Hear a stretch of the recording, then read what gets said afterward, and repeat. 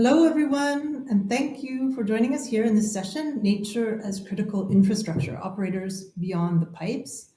My name is Julie Perkins, and I'm the officer in charge for UN Habitat's GWAPA Secretariat here in Bonn, Germany. And this session is one of over 30 sessions that we're bringing you for the Global WAPS Congress, which is taking place over the next 2 weeks. Here at GWAPA, we focus on local and public water and sanitation service providers who are arguably, the most critical actors for achieving access goals. Our work is based on the insight that peer operators are in a special position to be able to help one another, to learn with one another, and to co-create solutions for the challenges that they're facing. And they're often very capable of doing this on a not-for-profit basis. And so in that spirit, we've been trying to make this Congress interactive for you. So a few things I want to point out before we start this session. First of all, you may listen in English, French, or Spanish. There's interpretation buttons on the right-hand side of your screen. If you do that, please feel free to turn down the volume of your live broadcast so that you can hear the interpreted language. There's also a chat function, and if you're joining the chat for the first time, you'll be required to sign in, and we encourage you to do that using your social media account or your email as opposed to anonymously, and you'll have access to the chat. Please let us know who you are, and feel free to use that chat freely to interact with the panelists and the other audience members. And when the discussion is happening, the moderator may ask you to request to speak, and there's a join button at the bottom where you can indicate your interest in asking a question. So all of those options are free. And so now I'd like to hand over to our moderator, who is Daniel Moss. And Daniel is the director at Water Commons, and he's the executive director at Agroecology Fund.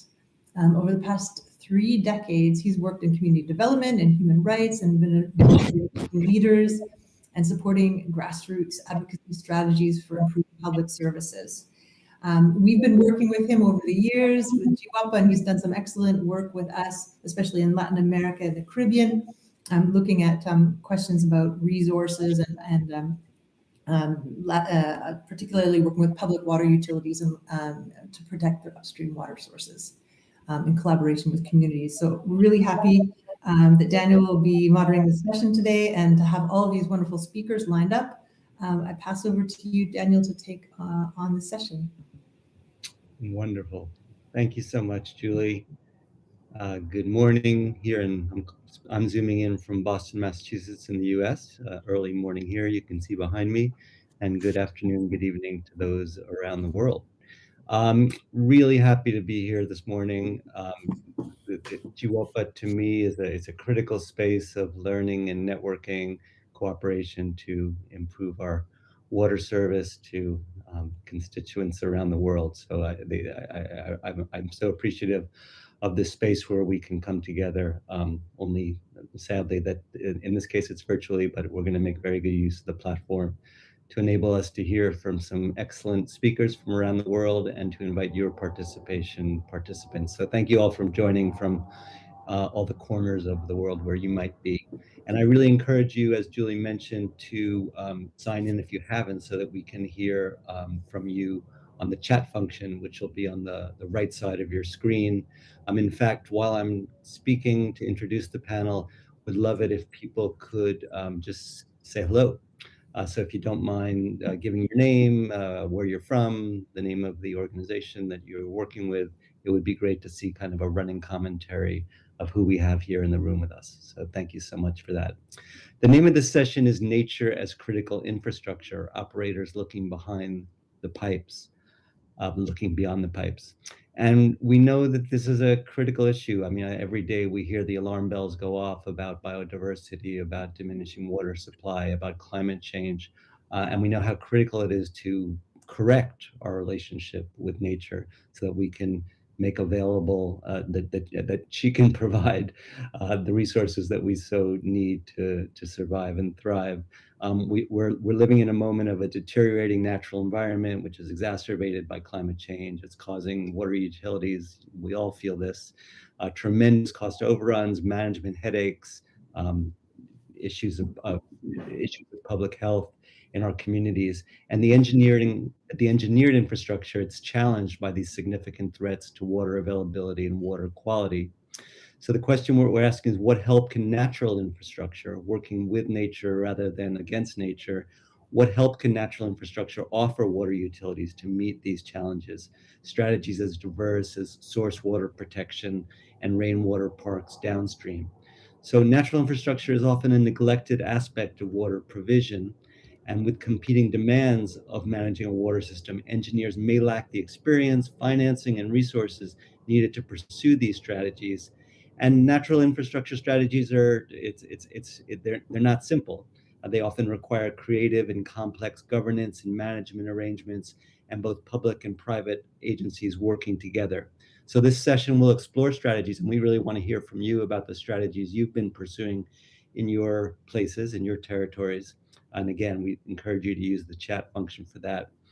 So I had the chance yesterday to clue in for a session on women and girls, gender equity and water at the GWOPA Congress.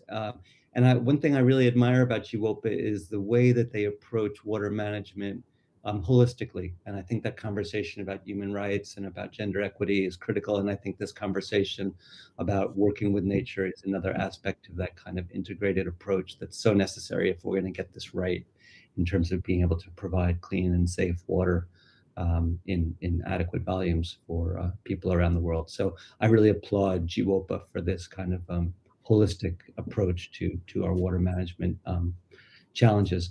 So we have a really wonderful panel today from panelists from UK, from India, from Mexico, and from Ghana. So we'll take a little bit of a tour around the world.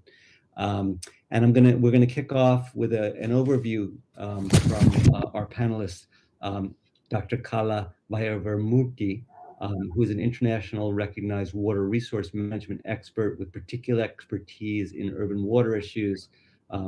Kala is the executive director of the International Water Association, combining a strong engineering background with practical international experience. He's worked with a host of multilateral agencies and UN agencies, from the World Bank to the UNESCO to the Global Water Partnership, and is an esteemed professor with affiliations at multiple universities. I had the occasion to visit with Kala when he was down at the University of South Florida in a post there. So I'm really delighted to. For me, Kala is a mentor, a real articulate, passionate champion of natural infrastructure and dealing with the complexities of helping utilities integrate them into their water strategies. So, Kala, I'm going to turn it over to you and thank you in advance for your sharing with us. Thanks very much, Daniel, for your kind words. Not all of it was true, but thank you anyway. I'm just going to share screen. Can you all see my screen okay? Looks good, thank you. Okay, all right. So good morning and good afternoon and good evening to you all. And thanks very much to GWOPA for this very kind invitation. And thanks, Daniel, for inviting me and for organising this very important session. I wanted to start by really presenting a dichotomy or a contradiction. We know that water does exist as a priority in many agendas. When we think of climate change, we often say that water is the medium through which we feel the effects of climate change. And the IPCC recent reports clearly find that climate change is intensifying the water cycle, and that this is bringing on more intense rainfall and associated flooding, as well as more intense droughts. And the IPCC also says that freshwater-related risks are increasing significantly. So water is really big on the climate agenda, and adaptation has now really come to the fore. And then when we look at the Global Risk Report published by the World Economic Forum, we know that water risks have been recognized for nearly 9 years as one of the top 5 risks to the global economy. And so clearly, private sector boardrooms recognize the importance of water. Historic droughts, more pronounced extreme weather, escalating water competition, all make water really a material financial risk. But here's the dichotomy. Why is water not a higher priority? With all these factors at play, why is that not happening? The thing is, it is happening, but it's not happening in the right sequence. There's always a very swift and vocal response post the disaster. We see it happening now with floods and droughts. As Harold Macmillan was supposed to have said, it's events, my dear boy, it's events. So what we need to do as a sector is to try and reverse the sequence. We have to reverse the sequence so that political interest and motivation really leads to prevention and cure, and not, as is currently the case, to rescue and recovery, which is always more expensive and doesn't really give you a decent political platform. Good water is good politics. If you get your water policy right, you get re-elected. Another big problem we face is that the public service instruments are struggling to give us water security, both in terms of water quantity and quality. Only a few countries have been able to do this successfully. So what do we need to do? I think we need to better articulate the value of water, its many dimensions, coupled with a very strong evidence base of the magnitude of its true value. And to operationalize this, we need policy instruments that can help stimulate revenues from increased property values, tourism, health, well-being, and other economic activities that water clearly contributes to.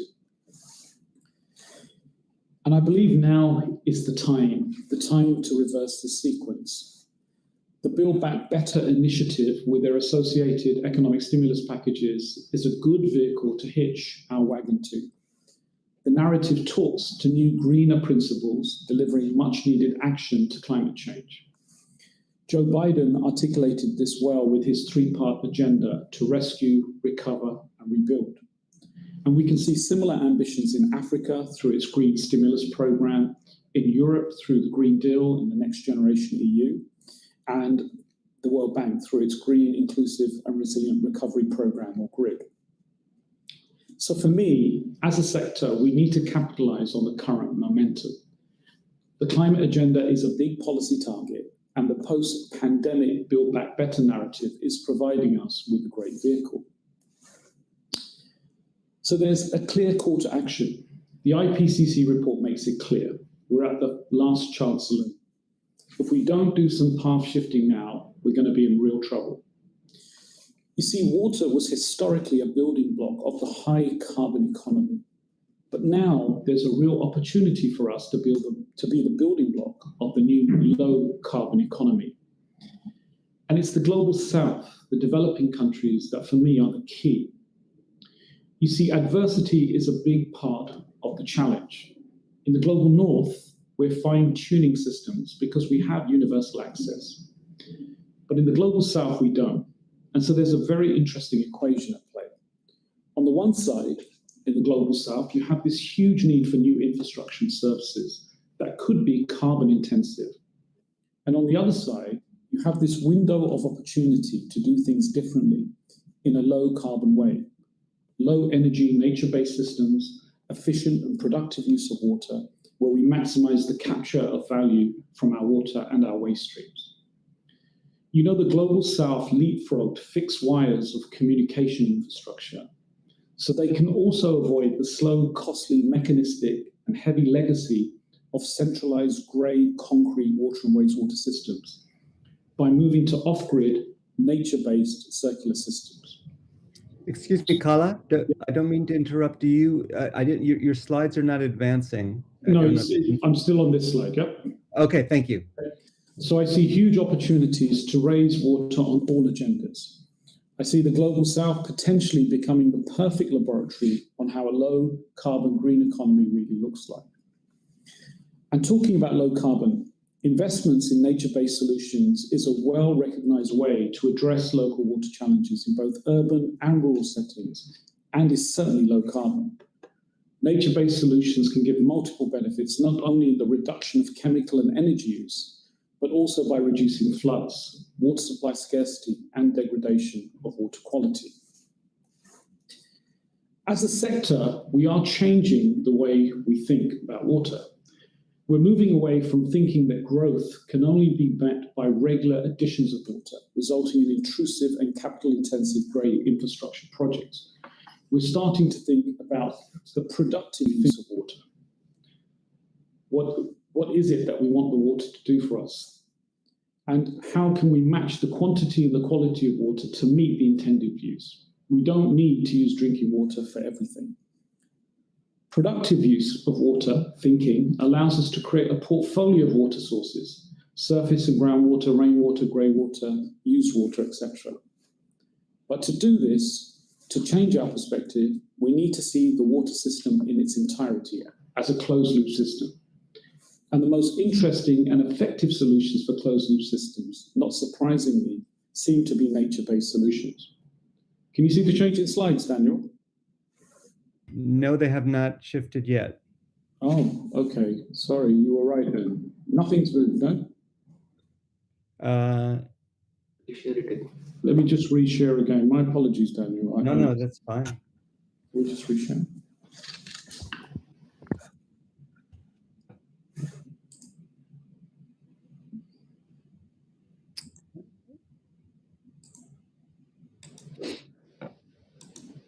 Okay, Daniel, tell me if it's moved.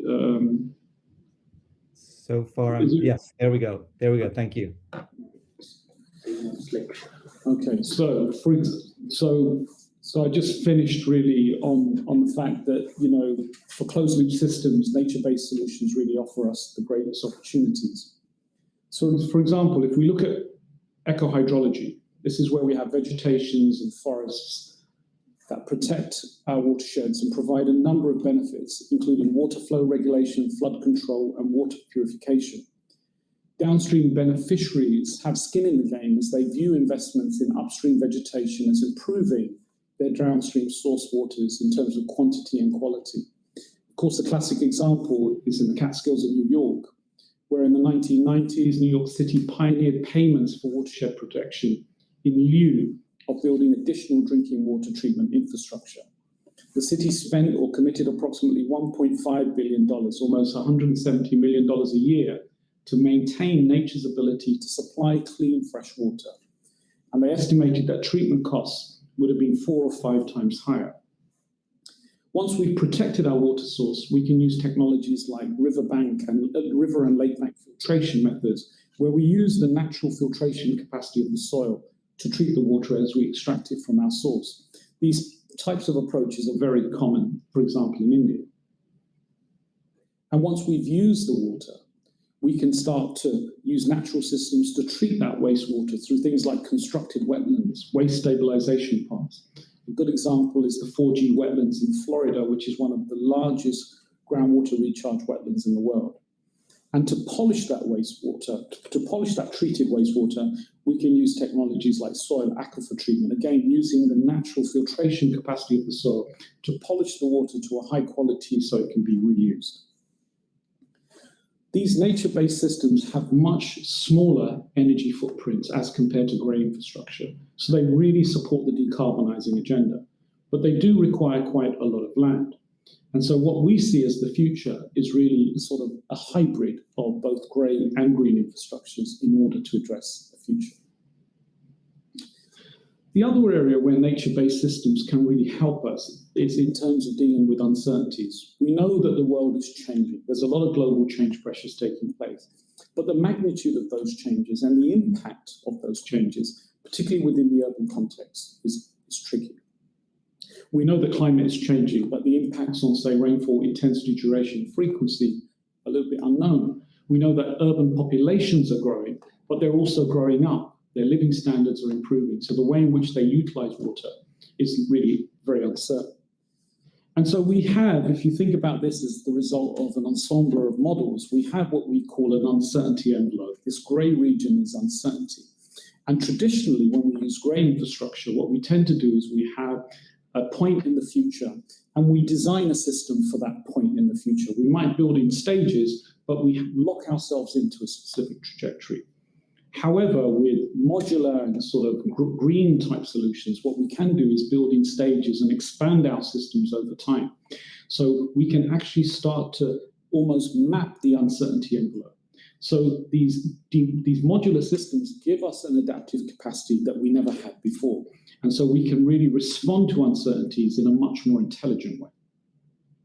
If you take, for example, sustainable urban drainage systems, We all know their benefits, right? They minimize the impacts of urbanization on the hydrological response. That is to say, they minimize the difference in the rainfall runoff response or hydrograph between pre-development and post-development, as they maintain a degree of permeability. They also can impact greenhouse gas emissions because they reduce the amount of stormwater flow that goes into the sewer and then goes into treatment. In the UK, it was estimated that nearly 30% of flow to a wastewater treatment works comes from surface runoff. And if you can attenuate some of that, you can save nearly 110,000 tons of carbon because you're not really pumping that water to a wastewater treatment works. But these systems also have an adaptive capacity.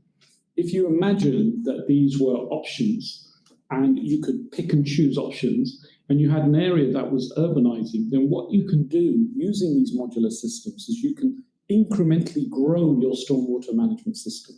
So you're not building a centralized sewer system or a stormwater management system and locking yourself in, but you are slowly building capacity over time. The research that we've done has shown that these types of modular green infrastructure systems have greater resiliency as they can handle a wider variations of rainfall scenarios and provide multiple benefits, not just conveying or attenuating stormwater, but also treating that water and also providing amenity values to society. So they have these multiple benefits.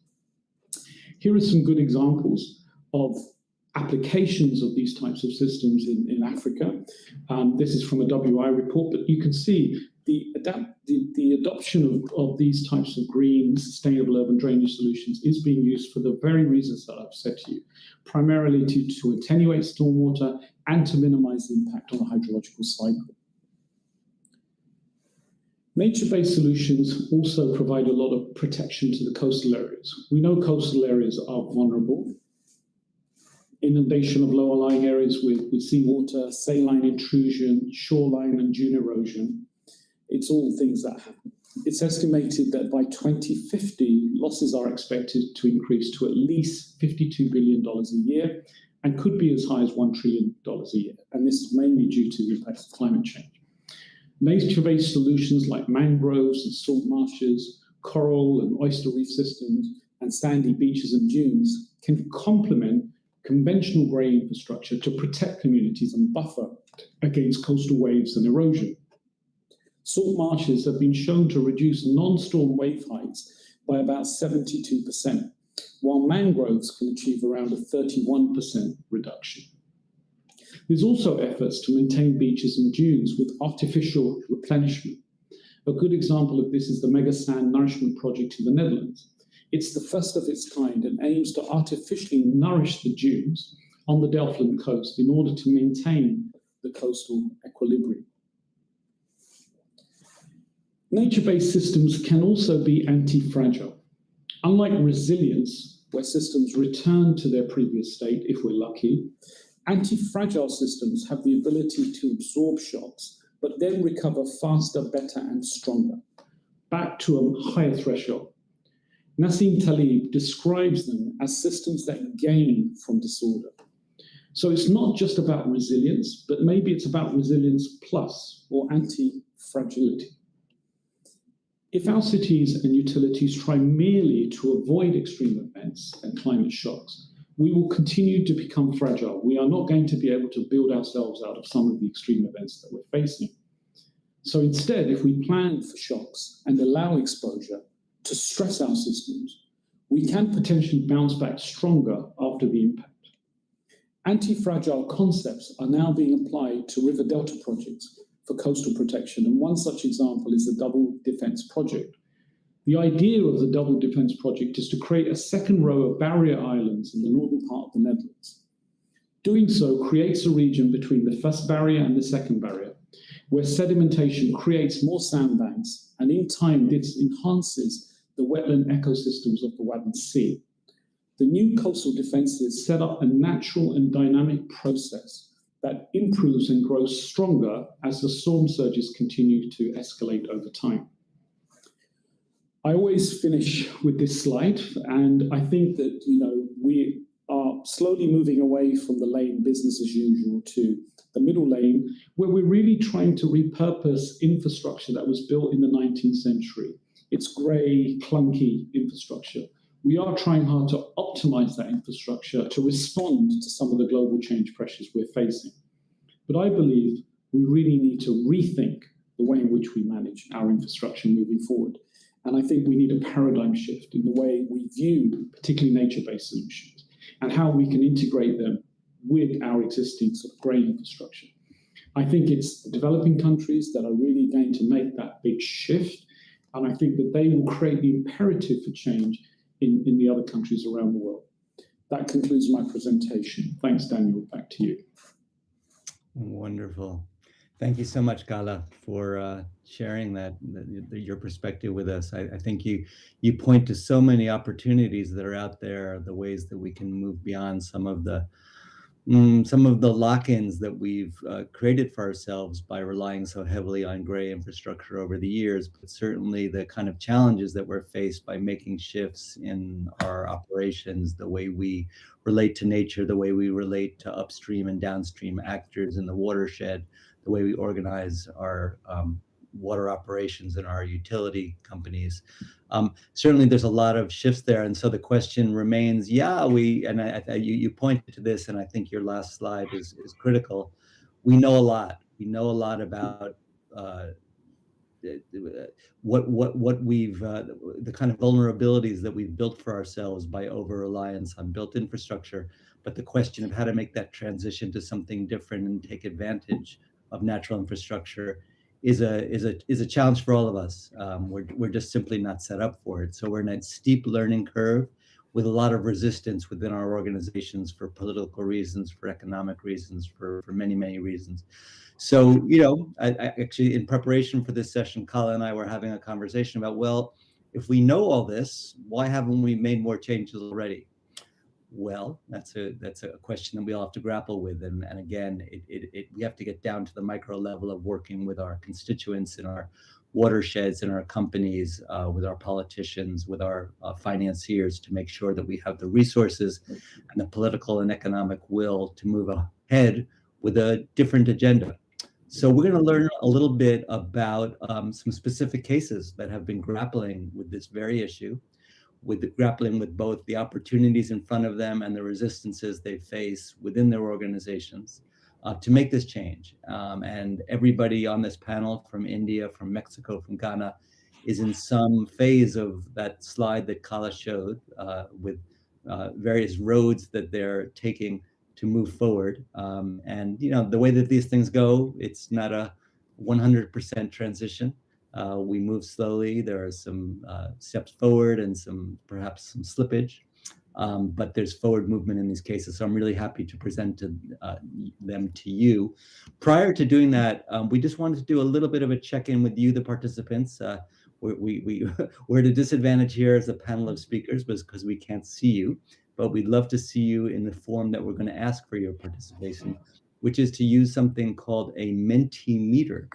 That my colleague from GWOPA, Julie, will introduce, just to get a little taking the temperature of this topic and how this topic falls on you, the participants in your organizations, and how much work you've done on this. Because we know at the end of the day, GWOPA is all about partnership. It's all about supporting one another to make changes in our operations. And right here, right now, we have the opportunity to get to know each other just a little bit. So we're going to ask you if you might take this poll, and the question there, I hope you can see on your screen, is what best describes your organization's experience with green infrastructure?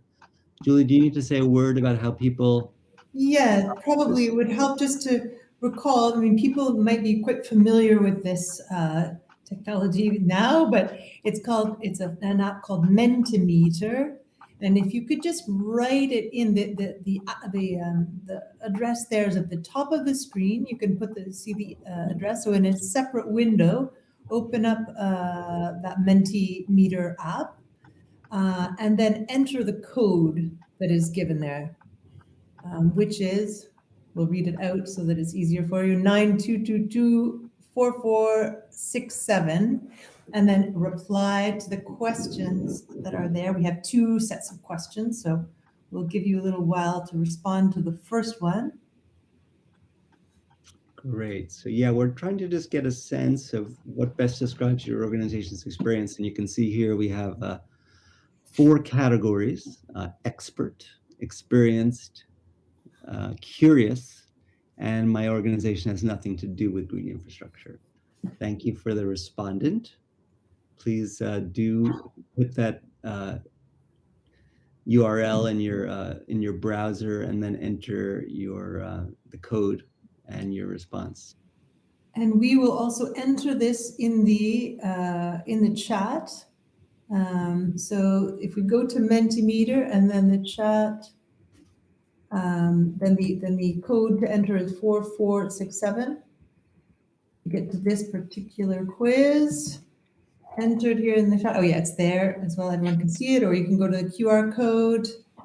Often it takes a little while, Daniel, for people to Sure. get on there and enter. There are more than 5 people in this session. We have over 100 as far as I can see. I'm not exactly sure of the numbers, but there are many more. So what we could do is leave it open for a moment, Sure. and then you can carry on. So we'll leave that open. And then we could ask the second question after. How about that? Sure. So you're suggesting we move into the second question a little bit later on? Or we give them a minute now and then we can move on to the next one. Actually, if you don't mind, are you able to show the second question and then I don't know, or do you have to do them sequentially? That's what I'm not totally sure of. Okay. All right. I'll go to the next one. I think I can go back. I think I can go to the next one. I can show it to you and then I can go back. Okay. So the next question here is, you can read it out, Daniel. Go ahead. Yes. Great. Thanks, Julie. What do you consider to be the greatest challenges that must be overcome to implement green infrastructure strategies? So again, Kala pointed out to us that there are many challenges on the road to transition. And we want to get a sense about what might be some of the challenges you're facing in terms of the governance of your utility, in terms of financing, in terms of training, et cetera. So if you could take a minute to look at the options there. And there's another option called Other, in which you can enter your some of the roadblocks or the obstacles that you might need to overcome in order to move forward with a green infrastructure agenda. We're curious about that. And these, I think, in turn, the purpose of this kind of polling and is to be able to provide support to one another to tackle these challenges. So we're very interested in that as potential topics that GWOPA and perhaps in your own water operator partnerships might pursue in order to increase learning and commitment to these kind of transitions. So we'll leave these going, and we're going to turn now to our next speaker as we trot around the globe. So thank you, Julie, and please, participants, feel free to enter your responses to this. And also, if you're having any difficulty with the polling itself, feel free to contribute anything on the chat itself, so we can move things into the poll. I know sometimes those browsers don't always work as well as they might. All right, moving on. I have the great pleasure to introduce Suresh Kumar Rohila. He's a senior director at the Center for Science and Environment and the academic director at their School of Water and Waste, and is leading the research, policy, advocacy, and education and capacity development initiatives aimed at making cities water prudent and mainstreaming water-sensitive urban design and planning in India and the Global South. Mr. Rohila has over 27 years of experiences working with NGOs and governments and establishing partnership with government and non-governmental water and sanitation actors in Africa and the Global South, Africa and South Asia. He holds a PhD from Queen's University in Belfast. So Suresh, it gives me great pleasure to welcome you to the microphone, and please proceed with your presentation.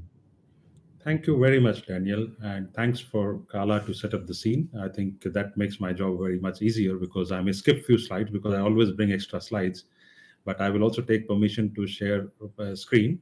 And in the meantime, I would say good morning, good afternoon, and good evening from whichever part of the world people are joining.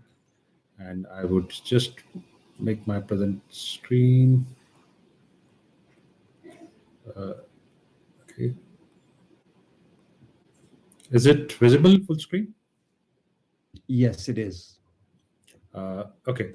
So the topic of my today's talk would be, the mainstreaming water-sensitive design and planning. This is an approach which largely encompasses, nature-based water management infrastructure. And this is a case of India. I would be presenting it here.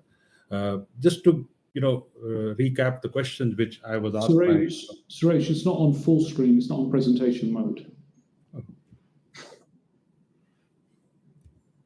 Does that say for you, Daniel? It's not on presentation mode, yeah? I do see the bar on the side, so yes, it's not on presentation mode. But if that we can see the main text. So if this is the way it is, yeah, we can see you navigating through here, Suresh. But it's still in. Okay, let me just see if I editing can mode. break the monotony of this somehow. Yeah. But let's not worry too much. I think it's still visible to the audience. Okay, so I would like to take you through that key questions which I'm supposed to address in this presentation is that, what is the progress made towards mainstreaming water-sensitive design and planning and policies, plan programs and projects to help the scale of implementation, and how does Center for Science and Environment work with regulators who funds these programs, and how do we involve multi-stakeholders and we retrain the workers, and also how do we overcome the resistance by regulators, customers, and stakeholders, and some recommendations for utilities. So just wanted to check, Daniel, is the slide change happening? Yes, we can see Okay, good. now your it begins with set up in 1980s. Yeah, good. Just to give you a background, we are a global policy think tank set up in 1980s, recipient of Stockholm World Water Prize 2005, and we have over a decade now been also Center for Excellence supporting ministries and state governments in India as one of the Center for Excellence in mainstreaming sustainable water management in rural and urban both ministries, and I'm heading that center. And we also have a capacity building unit which is called School of Water and Waste, which has a background of around 7,500 plus alumni who have been trained at various. These are professional development programs we run, and we are basically this whole background that why we are doing this capacity building, being a non-profit and a policy think tank, is that in India we observe that there are several gaps and there are several solutions which are not mainstream, and we have found that India is emerging as a very high water stress country, and there are large number of cities. We have 8,000 urban centers and they are growing rapidly. And we have been documenting and researching the gap areas in water management. And there is a history of water management, how it was done historically in India, that different agroclimatic regions had different water management practices. However, with the colonial rule in India, we started institutionalization of water, as a result of which we ended up having certain problems which we came in, and there was a clash between the traditional and the modern engineering tools and approaches. And these are some pictures which show that how we have navigated through various research documentations, and what we observed was that there is a story of mismanagement of water in India, and rainfall which is a very decentralized resource available in a monsoon country like India. And there is an important role which community has to play, because raindrops are decentralized all over the watershed. And what has happened is, over a period of time, India has lost its hydrological traditions, and we are actually moving towards flush and forget water economy. So the quick summary of what we observed through our 3 decades, more than 3 decades of research, is that increasingly big cities or small cities, everybody has an unwritten rule saying that you bring water as the city grows from outside, you store the water, divert the water, pump and treat, and then you go further away and away as the city size grows. And same is with the flushing system or the toilets, that you increasingly see that you would like to take away your sewage which is generated in your houses, the black water and gray water. You would like to pump, pipe, divert and treat and further away, and you will dump it somewhere in the river or a lake or a sea. So this has resulted in that today in India, we don't even have, I think very recently there was first city which went for 24/7 water supply. We don't have a single city which has 24/7 water supply, and we are only able to treat 30% of sewage. So this is all because of the rapid urbanization which is taking place. The water and sanitation infrastructure doesn't keep pace with this, and over and above this is the increased incidences of extreme weather conditions and climate, which is resulting in high rainfall incidences, which is resulting in very high runoff. So what we observed was that in India there is a need for innovation in policy as well as innovation in practice. And India is like elephant. If we can make the elephant move, so that I want to say is the challenge of the scale. So we need to really move fast, and we really to also develop the capacity. I think these were the three areas identified by CSE working with Government of India to mainstream some of the good practices like rainwater harvesting, decentralized wastewater management. That's how we started. And we developed a reform agenda and extensive capacity building agenda with support of government. We developed policy backgrounders when I moved from UK to India and was head of the Center for Excellence, and I still am head of the Center for Excellence. These were the 5 areas identified which had two major areas on nature-based solutions, that was water-sensitive design and planning and green infrastructure. And these were the practitioners' guide, which was prepared back in 2014 for rollout of nationwide practitioner community to be built up to roll out nature-based infrastructure in Indian cities. So this talked about decentralized, cost-effective technologies and training of real implementers and real users.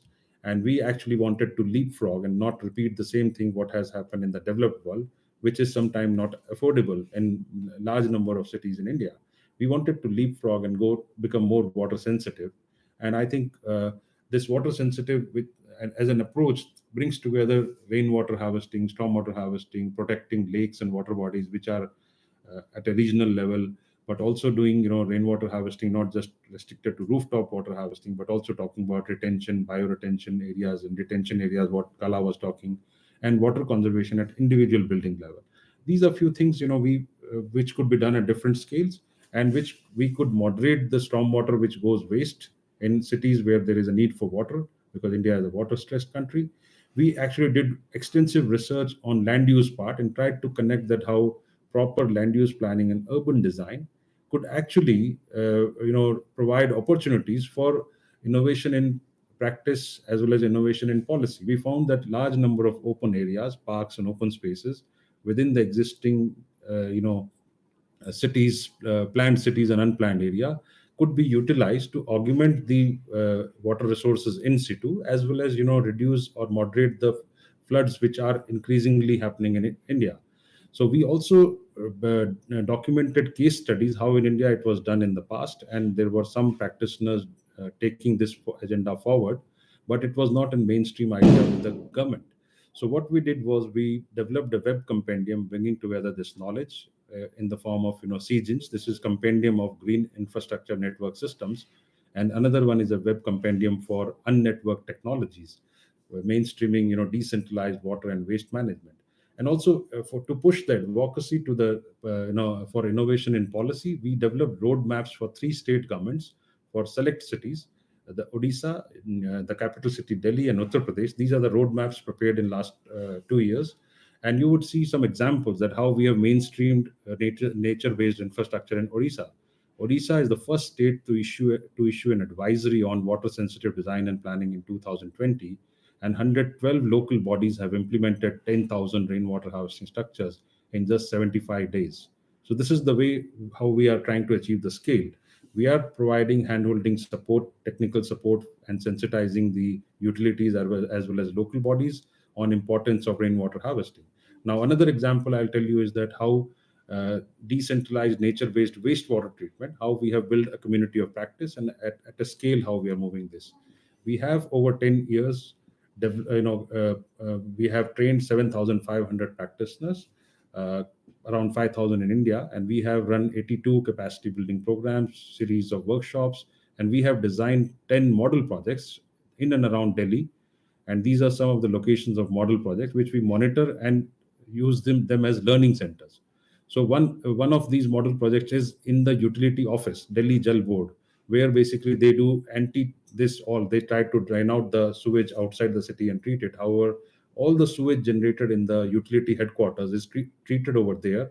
And this showcases the good practice. And this project is planned, designed, and implemented by Delhi Water Utility, and we are the technical support partners to them. CSC has done this in its own headquarter and the training center, and you would see this fits very well into the landscape of the urban campus or the green building. You would also see that we have done these kind of projects in slum areas or low income areas where low cost conveyance system as well as treatment systems have been there. We have also provided technical support in the form of how do you operate and maintain these nature-based decentralized wastewater systems to the existing officials as well as other stakeholders. So I would say that these things we have been doing in parts and pieces. However, very recently we have partnered with a national mission, Clean Ganga, which covers almost 40% of India, around 11 states, with a focus on water sensitive design and planning, decentralized wastewater treatment, urban groundwater management, water bodies management, basically to train a cohort of 1,300 plus municipal functionaries and utility staff who would be taking this agenda forward on the ground. And they would also ensure that various infrastructure projects, which are the national flagship programs, incorporate nature-based infrastructure into these projects like Amrut and smart cities are these two big projects where 600 cities are targeted. We aim that the nature-based infrastructure will become part and parcel of this. And we have mapped these cities that they are struggling with urban flooding problem and overexploitation of groundwater. So I think these are some in the coming 3 years, and this is all funded by government. I should tell you, this was one of the questions. The government is funding these infrastructure, green infrastructure and nature-based infrastructure. We are also going to further develop practitioner guide, which will make these things easier for implementation in 11 states. But some of the big wins I would like to share in India is that for 3 decades, what we have been talking are now part of the policy plan and programs and the projects. Government of India has launched Jal Jeevan Mission, which is water supply for all. But to ensure source sustainability, they have allocated funds as well as given full support from Prime Minister's office and different ministries on water conservation, rainwater harvesting, and groundwater recharge. They have also started water development campaign like Jal Shakti campaign, and they have made this as a people's movement. So it is very important that when we talk about nature-based solutions, it is also that the users also equally involved in this. And these 500 cities which I was talking about under the Amrut program, the guidelines have been modified to accommodate these nature-based infrastructure things into the MIS system. So every city will update this data that how many nature-based infrastructure projects have been done. They will also put up photograph, video, and also this how much quantity of water gets generated, how many projects are undertaken. There is a full dashboard for documenting the water sensitivity in cities in India.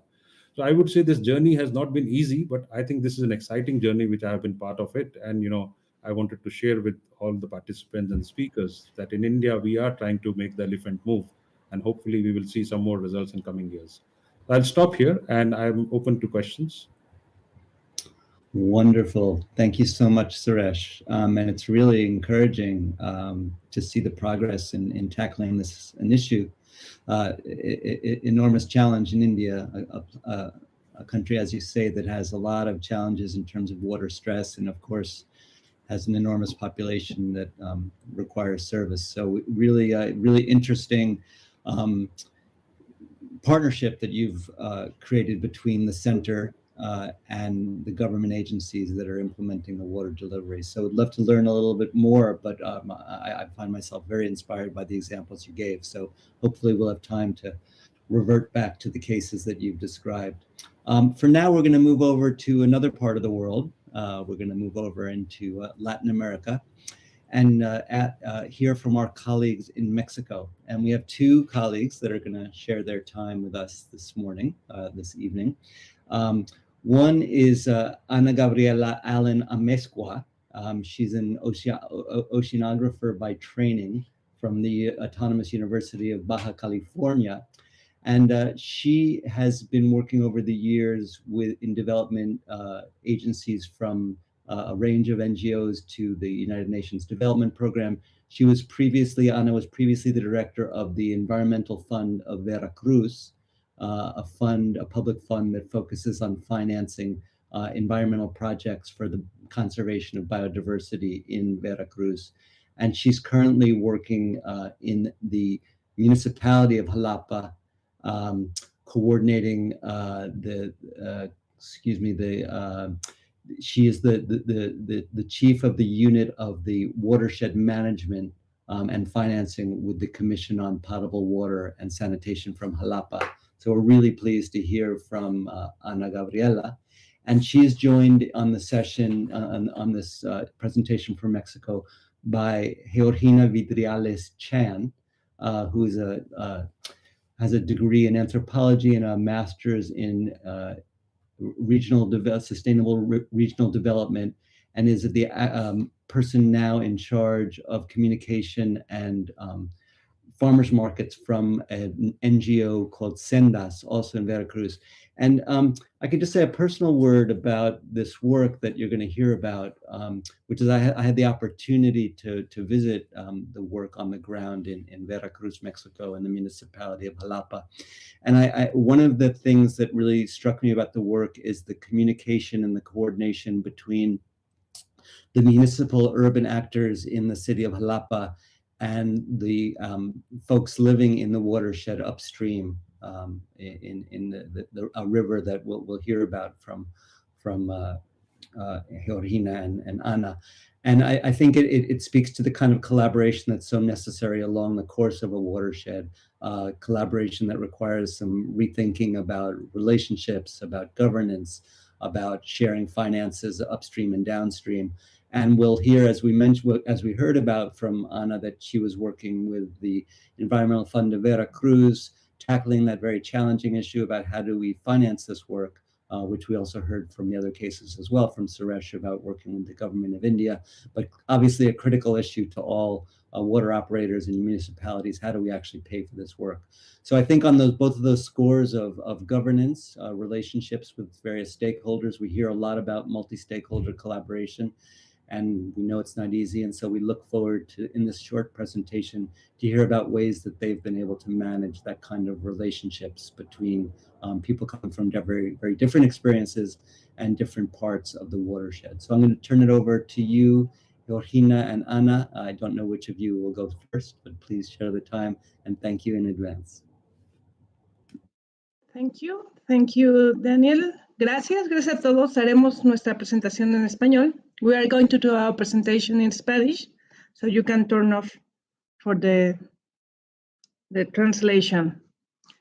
Well, I only going to introduce this in English. The part that is in my hands, I call it Integrated Water Research Water Management at Central Veracruz, Mexico, a plain complex story, because it's really complex. So I will share you the screen. I hope you can see the screen from Moses. Yes, thank you. Bueno, a partir de aquí la voy a hacer en español, ¿sí? Para ser más fluida. I'm sorry, just for a quick, Georgina, and people, Julia, is there something that they need to do to activate the translation, or is it the interpretation? Right, thanks, Daniel. Yeah, in fact, if you see the chat on your right, above that, at the very top, scroll up, you will see the interpretation channel options, English, French, Spanish. So please check on the one that you need. And you may need also to reduce the volume in your live stream so that you hear only the interpretation channel. Thank you.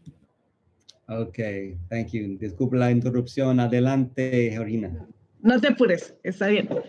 Gracias. Bueno, esta es es gestión integral del recurso hídrico en el centro de Veracruz, una historia sencilla y compleja, ¿no? Así es como he titulado este pedazo de nuestra presentación e historia. La siguiente, por favor. Aquí estamos nosotros, un poco en este viaje por el mundo. Estamos en México, como vemos aquí en el mapa, en la parte inferior izquierda. Y en el mapa nos ubicamos en las montañas del centro de Veracruz, y luego tenemos esta imagen más amplia de las cuencas en las que se encuentra la ciudad de Jalapa al centro de la imagen. La ciudad de Jalapa se abastece de 3 cuencas, de 3 subcuencas, de 3 áreas de abasto, que la que está más al sur, de color amarillo, es la cuenca del Huitzilapan, de azul, la subcuenca del río Pisquiac, y en un pequeño círculo verde están unos manantiales que son los únicos que están dentro del territorio de la ciudad, que son los manantiales del Castillo. Entonces, como todos, tenemos como todas las ciudades o como todos las ciudades en desarrollo sobre todo, pues es una complejidad solo para el abasto del agua diaria, ¿no? Por eso la importancia de esta lámina. La siguiente, por favor. Nosotros hemos estado trabajando como sendas desde hace 16 años en la primera de las subcuencas que vimos, la color azul, que es la subcuenca del río Pisquiac. Esta subcuenca abastece a la ciudad de Jalapa con el 38% del agua que necesita todos los días, 560 litros por segundo. Y desde hace 16 años que comenzamos el proyecto de gestión integral de la subcuenca del río Pisquiac, empezamos a trabajar en una complejidad que como asociación civil nos imaginábamos, pero no vislumbramos qué tan compleja podía ser, porque teníamos que generar como el conocimiento para saber cómo intervenir en la subcuenca del río Pisquiac por su importancia que tenía para la ciudad, y poco a poco fuimos incorporando el enfoque de cuenca y el enfoque de territorio para el trabajo, y a la par desarrollando estrategias de financiamiento para la conservación del bosque y agua de esta subcuenca e ir construyendo los arreglos institucionales y de gobernanza, ¿no?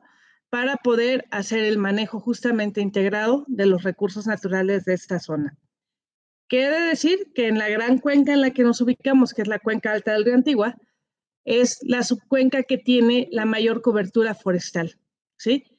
Los recursos más limpios, y no obstante, cuando empezamos a trabajar hace 16 años, era como esta situación de estar muy cerca de la capital del estado de Veracruz, que es Jalapa, pero a la vez muy lejos de las oportunidades económicas para la conservación de los recursos. La siguiente, por favor. Y en esta lámina nos vamos a detener un ratito, porque es como la lámina que hemos preparado para el análisis de esta plática.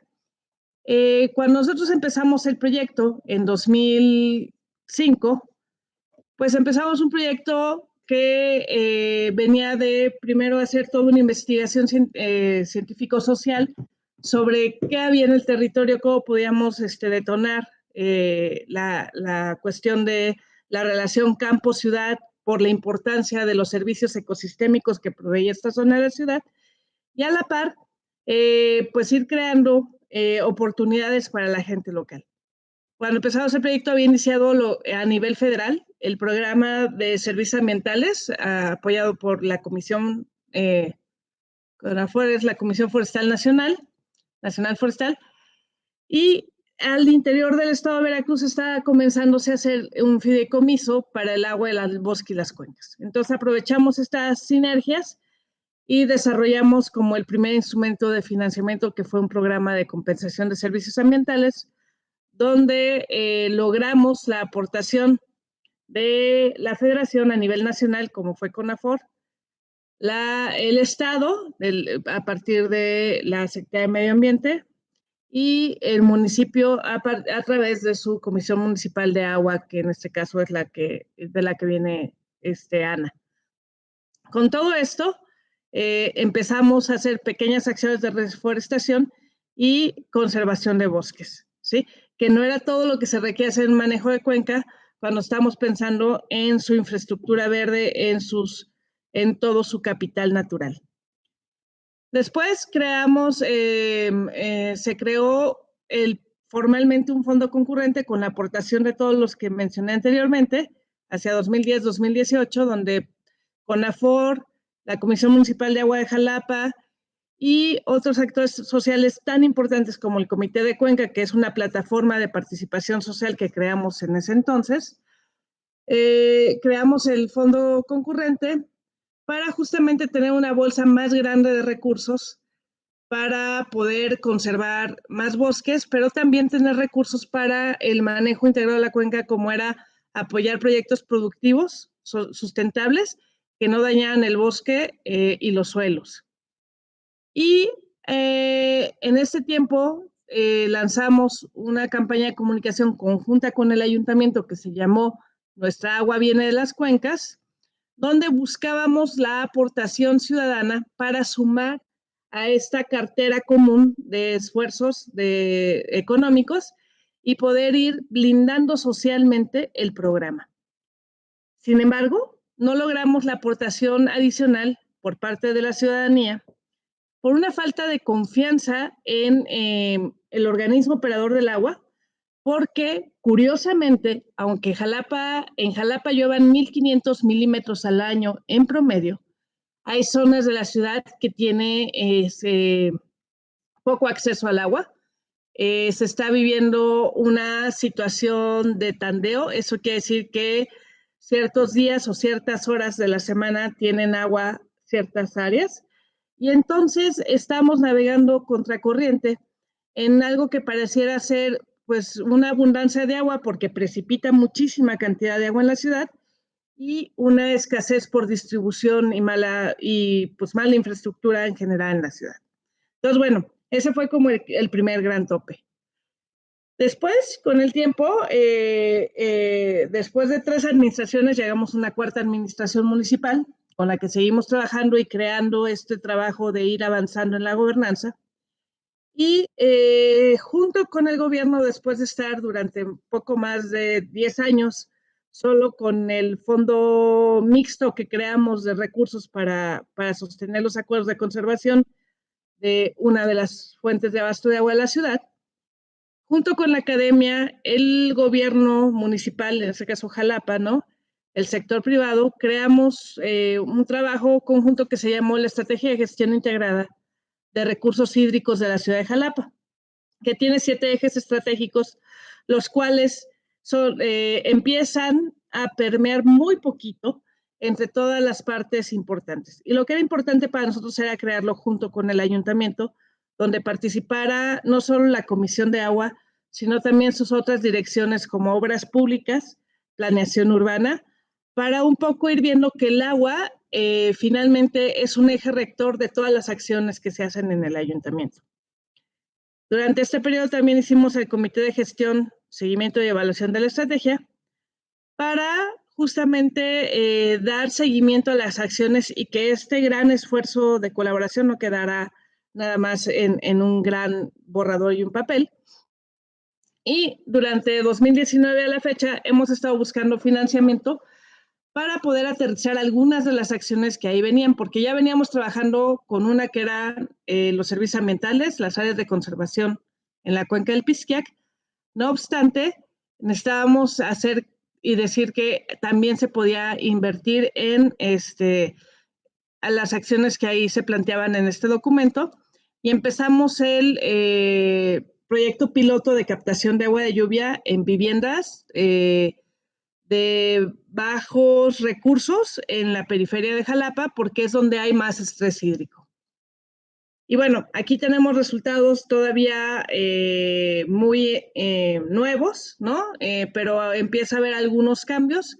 Un poco, pues hay más acceso al agua, se dedica más tiempo a otras actividades que solo estar pensando en cómo solventar las soluciones de agua en las familias. Y a la par de esto, lanzamos una iniciativa conjunta que se llamó Agua para Todos, siempre una alianza, en la que para empezar a sensibilizar la complejidad de tratar el tema del agua y las acciones que se tienen que hacer, nos sumamos 16 instituciones y lanzamos el programa ya voluntario de aportación de recursos voluntarios por parte de los usuarios del agua, para poder aplicar ese recurso en soluciones basadas a la naturaleza, alineadas con este documento de la Estrategia de Gestión Integral de Recursos Hídricos. Más o menos están recaudando $30,000 mensuales, y en el pasado solo recaudábamos al año con el programa conjunto $72,000 más o menos anuales. Entonces sí nos habla del potencial de hacer trabajo conjunto entre ciudadanía y gobierno, de buscar soluciones y financiamiento conjunto, pero ahorita Ana les va a platicar un poquito de los siguientes retos. La siguiente, por favor. esas son las instituciones que participamos en la alianza. Tenemos desde sociedad civil, institutos de investigación, ¿no?, que están radicados aquí en la ciudad de Jalapa, medios de comunicación, que es muy importante para poder tener estas alianzas más visibles, y por supuesto gobierno municipal, y en este caso un aliado importante también ha sido el proyecto City Adapt de ONU Medio Ambiente, para poder ir aterrizando pues todo el conocimiento de la complejidad que implica este tipo de trabajos con autoridades, conocimiento y acciones reales en la ciudad. La siguiente. Y bueno, estos son algunos de nuestros retos que siguen vigentes, como sostener los avances de lo que es incorporar la gestión integral del recurso hídrico en los que operan y administran el agua, ¿no?, en la ciudad, y mantenerlo vivo, ¿no?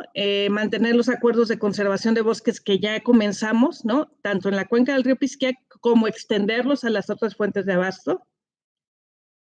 Seguir empujando los procesos de transparencia, que en gran medida es por eso que creemos, ¿no?, que hay falta de participación. También hay una desmotivación social por múltiples motivos en México, pero pues se está tratando de hacer un cambio y tenemos que recuperar la confianza tanto del usuario del agua y así poder lograr procesos de cogobierno del agua, en donde no nada más sea un asunto que resuelva el Estado, sino también un asunto que se resuelva conjunto con la sociedad civil.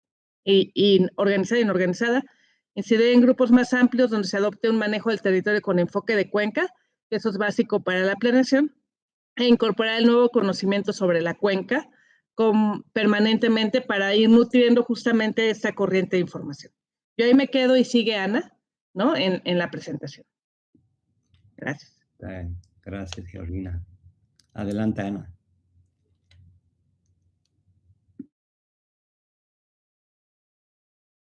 Ana.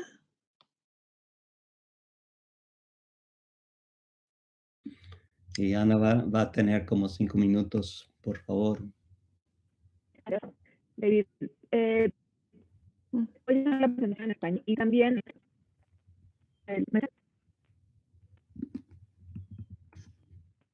¿sí me escuchan bien? Sí, adelante.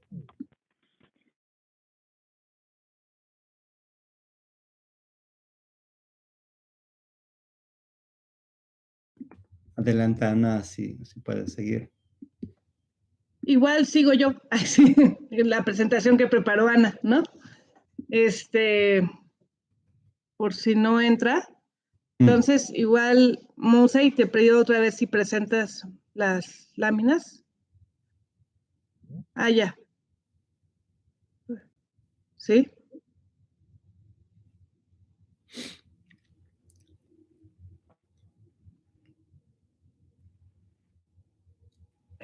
Bueno, pues lo que hemos avanzado con la Comisión Municipal de Agua y Saneamiento. Hola, ¿me escuchan? Ah, ahí está Ana, ya. Ana.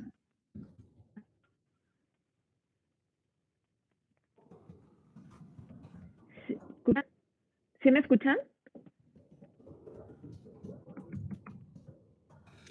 Hola, hola, ¿me escuchan? Sí, tu voz ¿Me es un poco escuchan? baja, pero se escucha un poco. Si puedes hablar un poco más fuerte, por favor.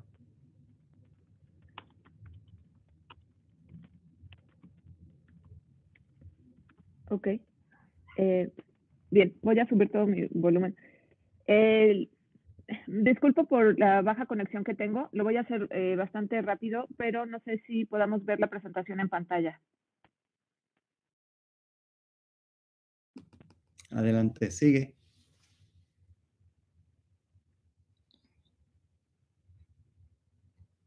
Ajá, ahora sí.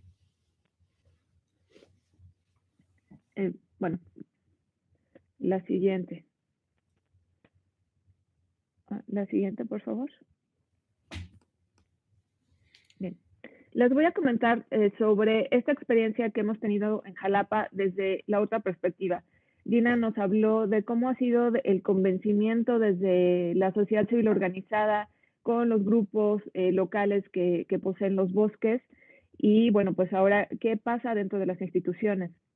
A partir de 2021 fue que pudimos crear un mecanismo financiero para darle certidumbre a los recursos que se requieren para poder aplicar soluciones basadas en la naturaleza y sobre todo mantener estas fuentes de abasto de agua que requerimos para Jalapa.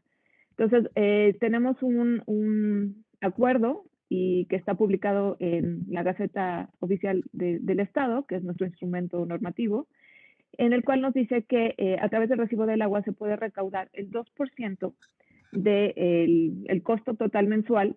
Las personas estarán aportando un 2% de este recibo para los siguientes fines, que será el mantenimiento de las fuentes de abasto, recuperar nuestros ríos urbanos y todos nuestros cuerpos de agua, la conservación y la restauración de los bosques y los suelos, proyectos productivos sustentables, cosecha de lluvia y jardines infiltrantes, entre otras soluciones basadas en la naturaleza que requiere la ciudad. Para esto, se ha creado también un órgano de gobernanza, es decir, que podamos tener una asesoría técnica y tener decisiones informadas y basadas en información científica y técnica, en la que está, bueno, sí, la Comisión Municipal del Agua y Saneamiento, que es la CEMAS, Jalapa, pero tenemos también a la Comisión Nacional de Áreas Naturales Protegidas, que tenemos un área natural protegida arriba en la cuenca, que es el Cofre de Perote, y después tenemos otros sectores, ¿no? El sector sociedad civil organizada, el sector de investigación, el sector privado y, bueno, el sector privado internacional con el proyecto Citiadad México de ONU Medio Ambiente. Entonces, bueno, esta es la forma en la que estamos trabajando. La siguiente, por favor. Y esta recaudación lo que nos ayuda pues es a tener estos recursos para poder implementarlos. Sin embargo, con ello hemos ido descubriendo nuevos retos. La siguiente, por favor.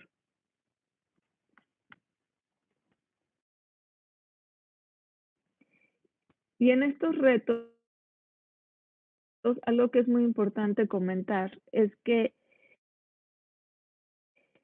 si bien ya empezamos a poder recaudar recursos, ahora ¿cómo los operamos? ¿Y cómo están nuestras instituciones preparadas para hacer esta operación? No solo la han venido trabajando durante 50 años, sino ahora cómo opera un recurso que es distinto a los recursos que normalmente reciben, que bien, pues la Comisión Municipal del Agua y Saneamiento de Jalapa lo que tiene es un objeto, y su objeto le dice que, pues bueno, ella provee servicios de agua, drenaje y saneamiento, y todo lo que requiera hacer lo hace de acuerdo a este objeto. Entonces, cuando hablamos de un recurso adicional para soluciones basadas en la naturaleza, pues lo que sucede es que no tenemos los instrumentos o los mecanismos legales en nuestro marco normativo para poderlo operar. ¿Y a qué me refiero con ello? Pues bueno, para poder aplicar recursos y tener proyectos de soluciones basadas en la naturaleza, necesitamos tener experiencia y conocimiento técnico de instituciones, organizaciones o empresas que puedan realizar estos trabajos. Y lo que sucede con el trabajo de la Comisión Municipal de Agua y Saneamiento de Jalapa es que lo que ellos hacen es proveer agua, poder dar mantenimiento a sus drenajes y poder sanear. Pero entonces no tenemos dentro de sus proveedores o contratistas experiencia que pueda implementarse en soluciones basadas en la naturaleza.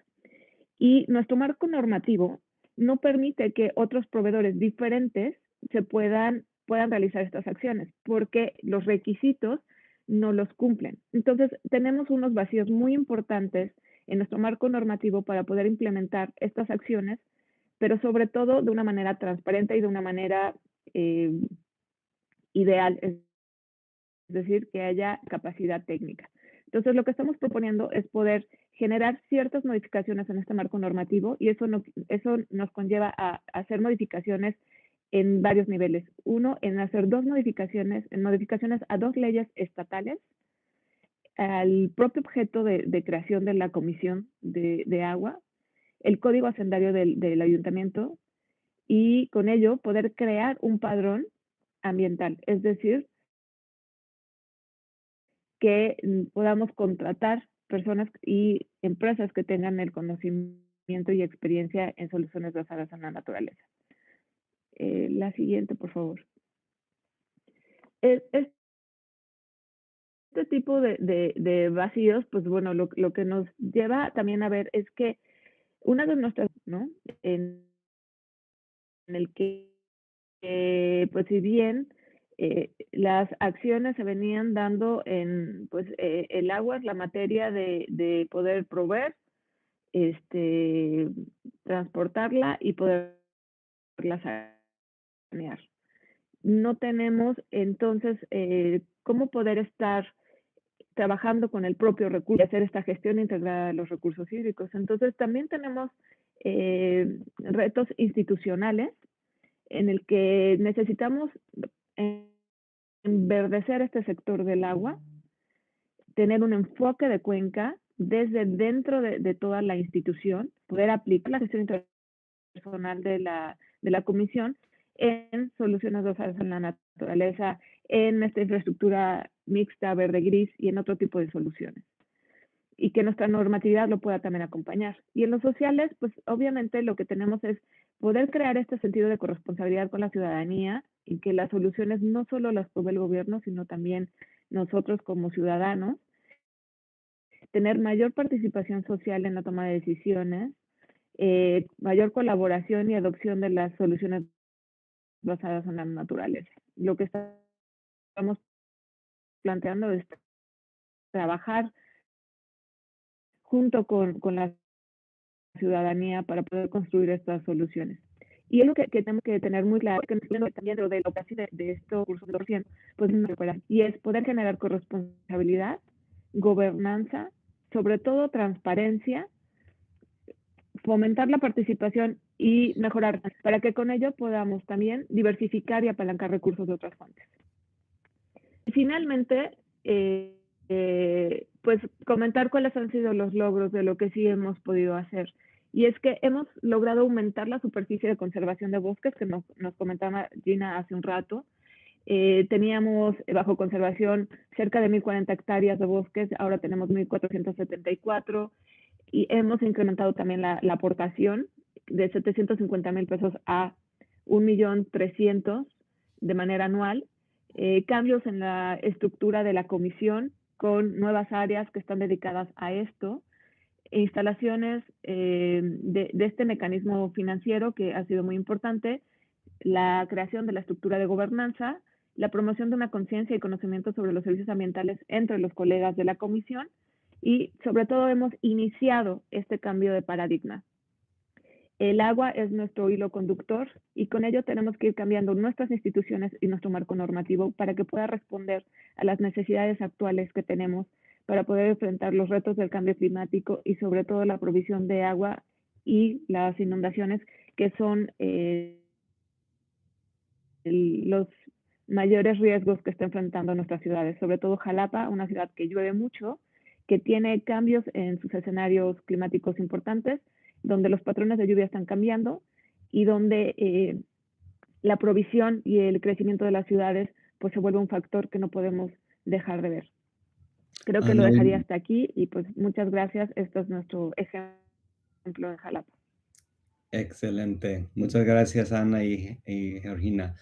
Thank you so much for that rich case. I think Georgina, when she began, I can't remember the words you used, but you said it was a complex case, and it certainly is an extremely complex case. And I just to see that screen with all of those various institutions, both private and nonprofit institutions, community organizations, and government agencies, it requires such a great amount of cooperation amongst allies to achieve these green infrastructure goals. So I really, I know that that's very challenging work. And I always ask people when they are involved in these multi-stakeholder coalitions, who is leading the coalition, because we all need leadership to move things forward. And it's not always clear. So I really appreciate the leadership that you've taken to critical sectors, the civil society organizations and upstream together with the municipal operators. It's critical. So thank you for that really rich case. And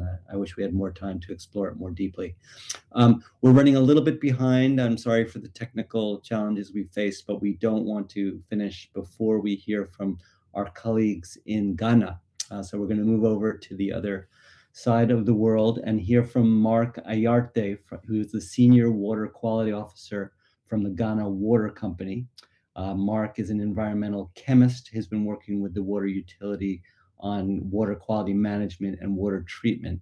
So thank you so much, Mark, for sharing with us your experience. And folks, if you can stay over just a little bit, we're going to close up after Mark finishes, and we'll also open up a hangout room for folks that would like to stay behind and chat more informally, get a chance to hear from one another. So stay tuned.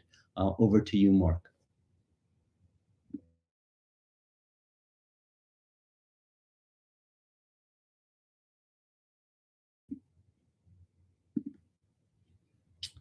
Mark, are you able to to join? There you are. Please feel free to speak, Mark, and to share your screen.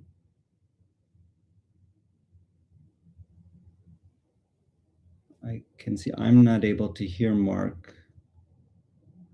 Perhaps, Mark, you need to unmute your mic. Can you test out your mic, please? We cannot hear you, Mark.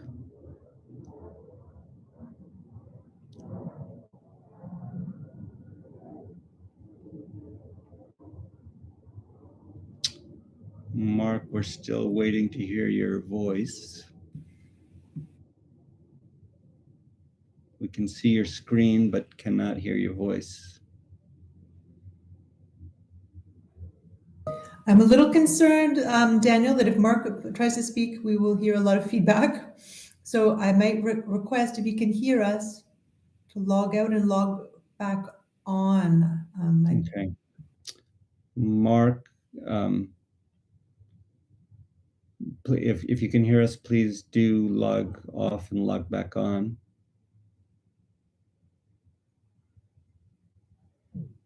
In the meantime, let's wait for Mark to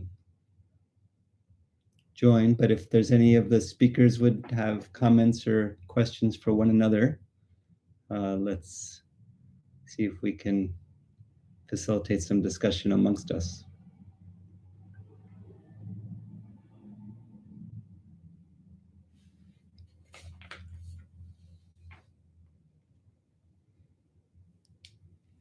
I was really happy to see in Suresh's presentation the web learning platform. I think it was called CGINS, and I think that's, you know, as we enter into this paradigm shift, into this transition inside organizations, it's so important that we provide resources and support to one another to learn, to make. I'm sorry, Mark, were you trying to speak?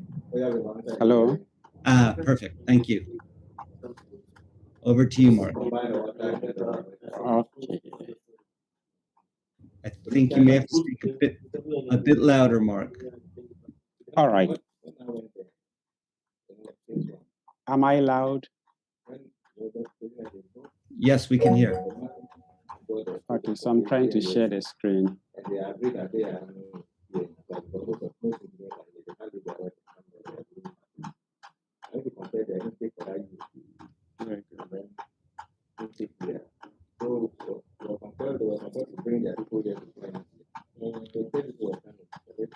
Perhaps you can introduce yourself while you're arranging your screen. Okay. Just a moment. Thank you.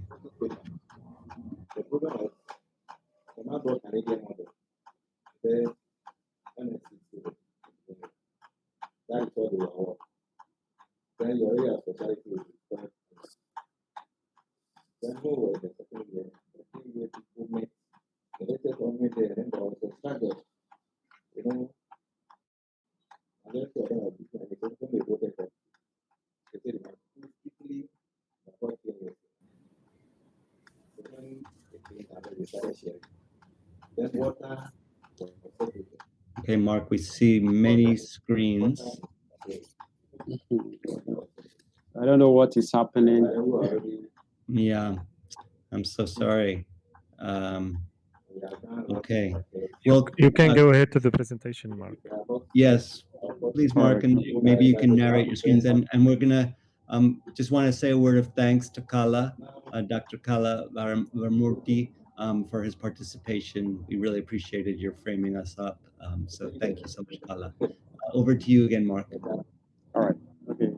Okay. Thank you very much. Okay. My name is Mark Ayeti. I work with the Ghana Water Company, and I am speaking on how the Ghanans status in the implementation. So I will just give a brief about the Ghana Water Company first. So the Ghana Water Company is a public utility Sorry, owned by Mark. the. I think You can't hear me. You have to share your. Let me try again. Okay.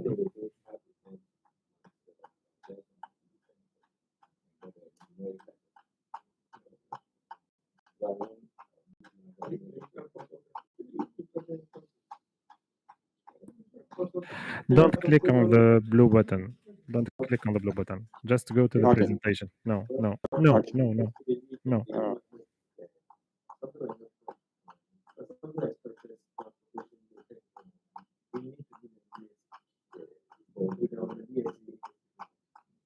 Okay. So what do I do next? No, please, can you share your screen again? And please don't click on the blue button. Keep it like this. Okay.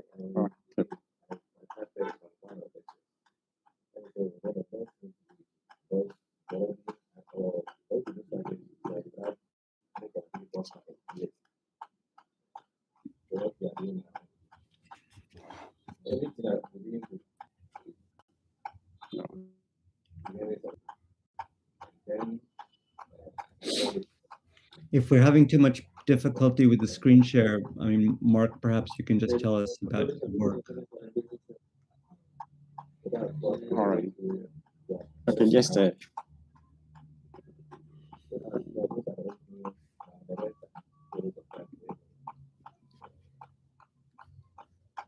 is it better now? Can you see it? Yes, yes. Okay, good. Right. So, okay, my name is Mark Ayeti from Ghana, and I work with the Ghana Water Company Limited. So I'll proceed with a brief about the Ghana Water Company.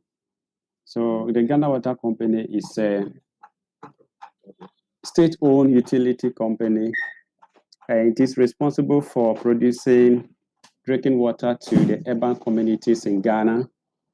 So currently, the company operates about 96 urban water systems throughout the country, with average production of about 971 cubic meters per day. That translates and that's our current demand is about 1.13 million cubic meters per day.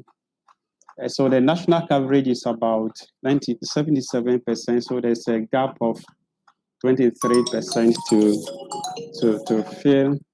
Then the company has a staff strength of about 3,500, and then the company serves about 6 million of the Ghana's population. So when it comes to the natural-based solutions application, the Ghana water really we abstract the water from several sources: rivers, lakes, reservoirs, groundwater, and these need to be substantially managed to meet the demands of the overgrowing population and the national development agenda of the country. So we as a company, we recognize the importance of the natural-based solution infrastructure for sustainably managing the water, both in terms of quality and quantity, for sustainable water supply and sanitation for all. So in our case, though we recognize this importance, the implementation of natural-based solutions is not so much. We are really at the initial stages. It has not been so much implemented across the country, both at the utility level and the regulatory level. But we are faced with a lot of challenges which needs to be addressed. And some of these challenges are in terms of illegal mining. Most of the mining is done within the catchments. The alluvial gold is mined within the water courses, deforestation within the catchment, poor waste management, agricultural practices, and of course, climate variability. And one of the major issues is about the enforcement of the existing laws for compliance, which are not really effective or they are not adequate. And we also have inadequate funding issues for NBS activities. And these activities really degrade our source waters because the vegetation cover within the catchment are completely removed, or and then this impact on the source water, insufficient quality and quantity. Then it also impacts what significantly on our operations in terms of chemical usage and energy consumption.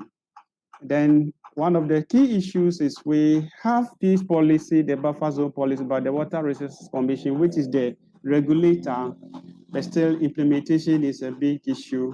And these are the challenges. So what have we done so far? Like I was saying, we are there are some policies, regulations in terms of addressing these water resources issues, how to introduce these natural-based solutions, but we have not gotten to the stage where we are into full implementation. So we currently have frameworks for water resources management. And we as a utility, we are motivated to apply these solutions because within the catchment, because if the water resources are well managed, we have good water quality and quantities, there will be sustainable water supply and also water to sustain other sectors, other uses. So the current regulatory framework support the catchment management, but it is, like I mentioned earlier, it is not what effectively managed, and this is leading to the degradation of the water resources at abstraction points. So we actually need to really enforce this or implement this adequately to support public health protection, to reduce water, to improve water security, and our cost of operations. So we as a company, we have started something on a small scale, and we want to do this on an incremental basis so that gradually we will get to the desired level. But we as a user utility, we have to collaborate with the Water Resources Commission in terms of policy formulation and the implementation with these catchments. So we have been planting trees around abstraction points, and we have also in order to manage these issues well at the organizational level, we have adapted the water safety plans, which addresses this issue right from the catchment through the supply chain to the consumer interface. So we incorporate these natural-based solutions to really address the issues. So we are doing this on incremental basis. So gradually, we hope to get to the desired levels. So the key in order to succeed, we're trying to collaborate and coordinate with the key stakeholders I've mentioned, like the Environmental Protection Agency, the Water Resources Commission, the Public Utility Regulatory Commission, and other stakeholders. So we are also making conscious efforts to secure the participation of the different communities, the opinion leaders, the local authorities, the educational institutions to buy into the idea within this catchment so that we can address the issues within the catchment. Then the Water Resources Commission as a regulator, which is responsible for the managing of these resources, they are also embarking on a lot of awareness creations. They are educating the people within the catchment and through engagement with the various communities, through DEBES. They also do that through the community elders and the opinion leaders. Sorry, they raise awareness in the communities, and also continual meetings and collaboration through workshops and meetings with advocacy groups. And then they also embark on continuous ecological monitoring. Sorry. So so through the collaborations, like I mentioned earlier, the WRC developed the buffer zone policy that represents an important step towards the national policy on buffer zones for river basins by instituting a set of procedures to control harmful catchment activities, so that within a particular perimeter, you are not allowed to undertake a particular activity that impact negatively on the source water, but it is yet to be really gazetted for full implementation. And because of that, the enforcement for compliance have not been effective yet. And one of the key issues is these lands within the catchment are not really owned by government. It's owned by the families, the clans. So if we have to succeed, apart from the various strategies we are adopting, the government must also acquire some of these lands, which will be served as the buffer zone along the source water bodies. So at the organization level, as a utility, the GWCA top management is also committed and bought into the idea now. So through that, we started the water safety plans, also trying to minimize our waste emissions. So whatever comes out from our treatment plants, we treat them efficiently using the sludge lagoons and further polish these effluent with constructed wetlands so that before it is discharged into the environment, it meets the environmental requirements. So we have come out with a roadmap for full implementation, but we have to do this on an incremental basis. We need to bring on board all the stakeholders, collaborate with the key stakeholders, and with that, we can succeed.